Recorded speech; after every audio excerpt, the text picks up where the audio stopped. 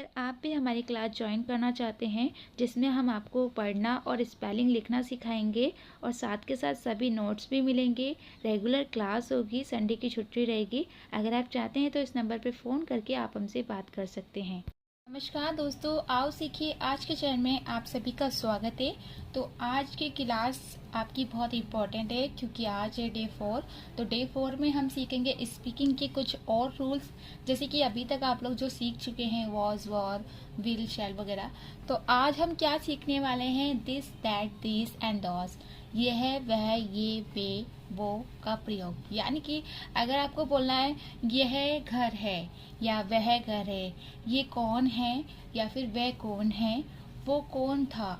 तो इस तरीके से जब भी हम यह वह इन जैसे आप देख रहे हैं यहाँ पर, इनमें से किसी का भी प्रयोग करते हैं तो हमें बोलने के लिए बहुत ही आसान तरीका चाहिए। क्योंकि देखिए, अगर मैं आपको मुश्किल तरीकों से सिखाऊं तो आप क्या करेंगे, आप ना थोड़े दिन तो याद रखेंगे, वर्ब, वर्ब की फर्स्ट फॉर्म, फिर ऑब्जेक्ट वगैरह वगैरह, ऐसे आप याद तो कर लेंगे, लेकिन कुछ दिनों बाद आप भूल जाएंगे।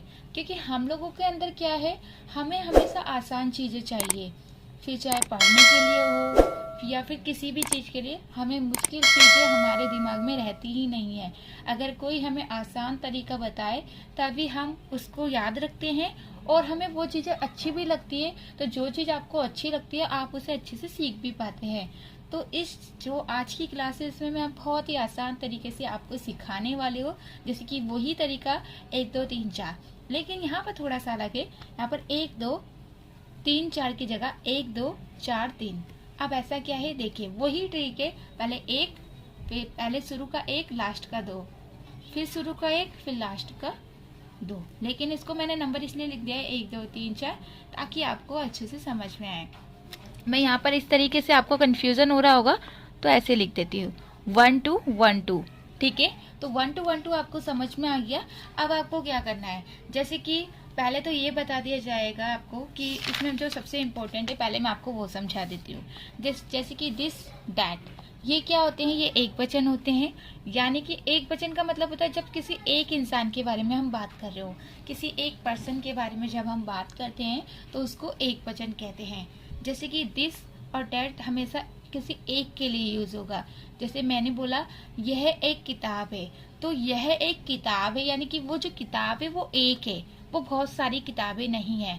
तो वहां पर हम एक वचन का यूज कर रहे हैं, यानी कि एक चीज के बारे में बात कर रहे हैं। तो अगर एक चीज के बारे में आप बात करते हैं तो दिस और डैट का प्रयोग किया जाता है। इस तरीके से दिखे, और दीज और दोस कब लिखा जाता है, जब आप बहुत सारी चीजों के लिए बात उसके बाद मान लीजिए अगर लिखा है डू नॉट, आपको पता चल गया। अगर तो यहाँ पर हम क्या बोलेंगे, यह नहीं लिखा है तो हम आपको क्या बोलेंगे, वही तरीके से लिखना है, आगे वाला पूरा ही लिखना है।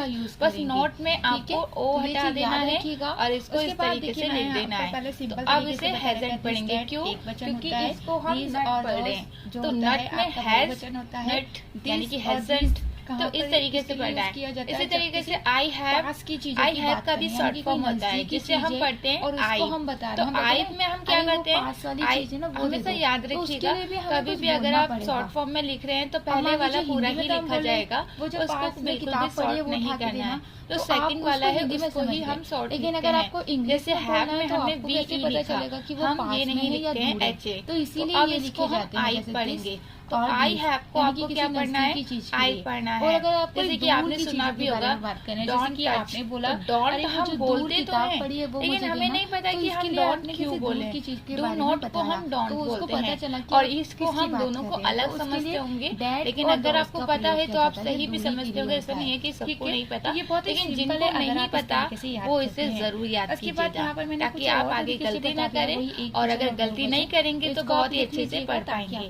ठीक है, चलिए अब एग्जाम्पल मैंने यहाँ पे लिख दिए हैं। जैसे कि यह एक गाय है, तो वही सिंपल यह के लिए दिस लिखेंगे। और इसमें हमेशा याद रखिएगा, मैं आपको बता दूं, एक चीज अगर किसी एक के बारे में बात हो रही है तो यहाँ पर इसका प्रयोग करना है। ठीक है, तो ये आपको पता चल गया। और अगर बहुत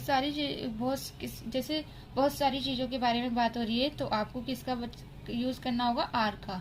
तो वही इज और आर का यूज करना है, बाकी सब सिंपल है। ठीक है, तो यहाँ पर आपने देखा, जैसे कि हमने बोला यह एक गाय है, तो यह के लिए दिस लिखते हैं। और फिर मैंने वही ट्रिक बताई है आपको, 1 2 1 2। तो पहले 1 का लिखेंगे दिस और फिर 2 का इज लिखेंगे। हे का लिखना है तो हे का यहाँ पर मैंने बताया कहीं पर भी अगर हे का यूज होगा तो वहां पर आपको इज लिखना है। अगर वो एक वचन है तो इज लिखना है, बहुवचन है तो आर लिखना है। ठीक है, तो यहाँ पर आपने इज लिख दिया तो 1 2 हो गया। अब हमारा 1 2 ये रह गया है, तो 1 यानी कि ए और 2 यानी कि गाय यानी कि काऊ। तो ये देखिए कितनी आसानी से आपने पूरा सेंटेंस लिख लिया। उसके बाद जैसे कि आप देख रहे हैं वह एक बेल है, यानी कि वह के लिए आपने डैट लिखा। उसके बाद हे के लिए हमने इज लिखा, यानी कि 1 और 2 हमने लिख लिया।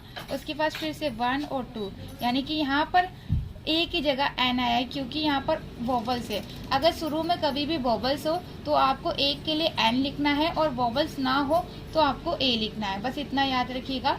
अगर शुरू वाला देखिए अगर वो वॉवल्स है तो आपको एन लिखना है, वॉवल्स नहीं है तो ए लिखना है। ठीक है, ये लड़कियां सुंदर है तो ये के लिए हम क्या लिखते हैं, दीज लिखते हैं। उसके बाद 1 लिखा, फिर 2 लिखेंगे। चलिए मैं आपको यहाँ पर क्या है, एक चीज है, यहाँ पर लड़कियों की बात हो रही है तो अगर ये देखिए आज की वीडियो हमारे 9:30 बजे जो आएगी उसमें हम क्या सीखेंगे, ये सब सीखेंगे। इसका बहुत ही अच्छा तरीका है जो 1 2 3 पूरा ही लिखना सीख सकते हैं। तो ये मैं आपको अभी नहीं 9:30 बजे सिखाऊंगी। इस तरीके से इसमें और भी चीजें मैं सिखाने वाली, वही चीज बताएगा ये लड़की ये लड़की, बहुत सारी ऐसी चीजें सीखने को मिलेगी जो अभी तक आपको किसी और इसके बाद नहीं मिली। तो चलिए पहले रीडिंग कर लेते हैं, उसके बाद मैंने जो और लिखा है बता मैं आपको। चलिए आप रीडिंग सीख लेते हैं।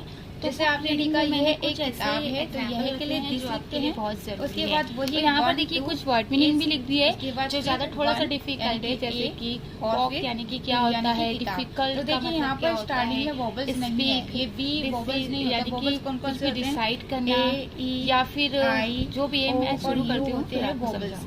तो चलिए बाकी जो है आपको मैं कल सिखाऊंगी और अगर हम रीडिंग करेंगे जिसमें काफी सारे ऐसे रूल सीखेंगे जो आपको नहीं पता। ये किताबें हैं तो अभी मैं ये वाला टॉपिक इसलिए नहीं बता रही हूँ क्योंकि मैं इसमें और भी चीजें ऐड करने वाली हूँ और जो मैं आपको कल सिखाऊंगी। तो कल 7 बजे वीडियो जरूर देखिए। चलिए आज के लिए इतना काफी है, जो मैंने सिखाया उसको याद कर लीजिएगा ताकि आप भूले ना। और अगर अभी तक सब्सक्राइब नहीं किया है तो जल्दी से कर लीजिए क्योंकि कल की वीडियो आपको जब भी पता चलेगी जब आप चैनल को सब्सक्राइब करेंगे।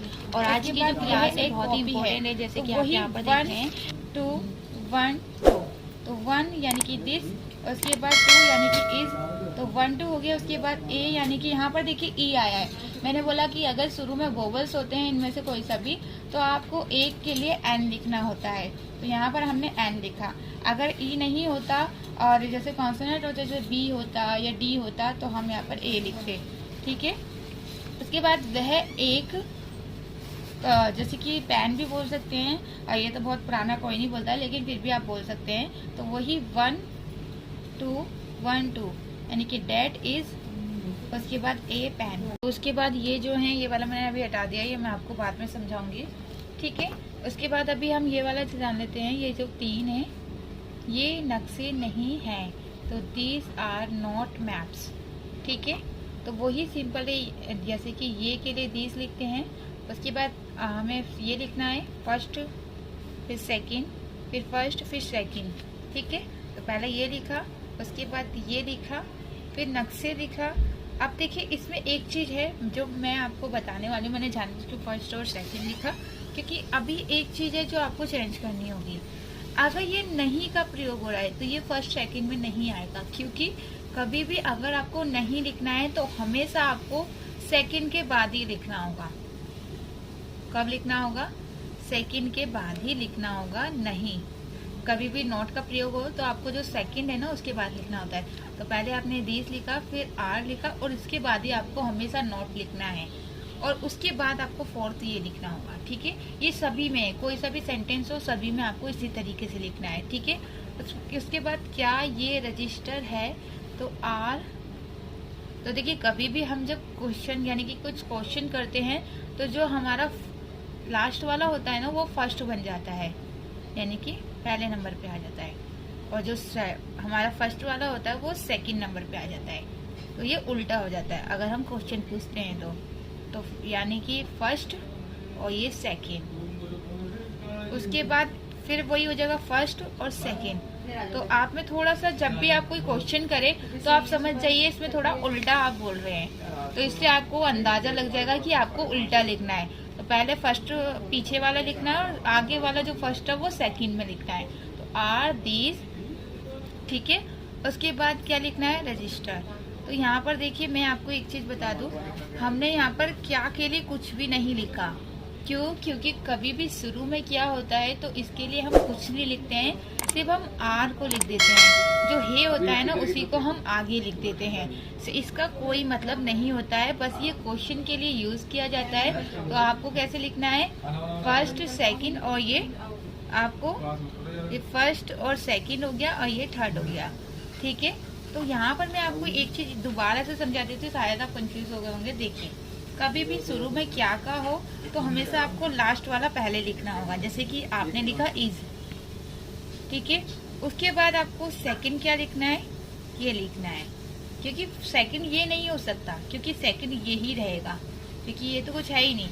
ये तो सिर्फ आपको बता रहा है कि ये क्वेश्चन है। तो फर्स्ट सेकंड, उसके बाद फर्स्ट और सेकंड।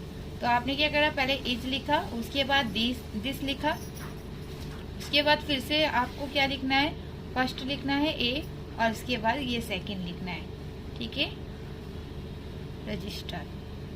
तो यहाँ पर आपको समझ में आया। इसी तरीके से आपको लिखना होगा। बस मैं एक ही चीज आपको बताने वाली थी कि कभी भी अगर आप क्वेश्चन कर रहे हैं तो क्वेश्चन में हमेशा आपको इज, आर, इनके बाद ही आपको नोट लिखना होता है। ये चीज याद रखिएगा, ठीक है। और अगर आप कोई क्वेश्चन कर रहे हैं तो जो आपको दूसरे नंबर का होता है वो पहले नंबर पे आ जाता है। तो ये चीज अगर आप याद रखेंगे तो आप गलती नहीं करेंगे। ऐसे बहुत ही सिंपल है, इसमें कुछ भी मुश्किल नहीं है। आप एक बार इसे लिख लीजिए, और अगर आपने अभी तक नहीं लिखा है तो आप उसे देख के लिख सकते हैं, ठीक है। अगर आपने अभी तक चैनल को सब्सक्राइब नहीं किया है तो जल्दी से कर लीजिए, क्योंकि कल की जो वीडियो होगी इसके आगे की टॉपिक के ऊपर होगी।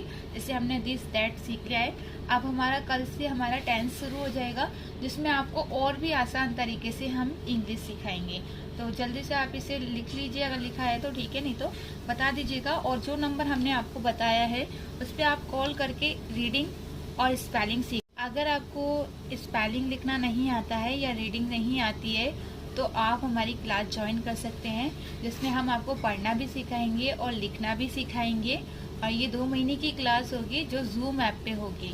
उसके लिए आप हमें फ़ोन करके पूछ सकते हैं, सुबह 10 बजे के बाद आप कॉल करके पूछ सकते हैं, ठीक है। तो चलिए बाकी कल सीखेंगे।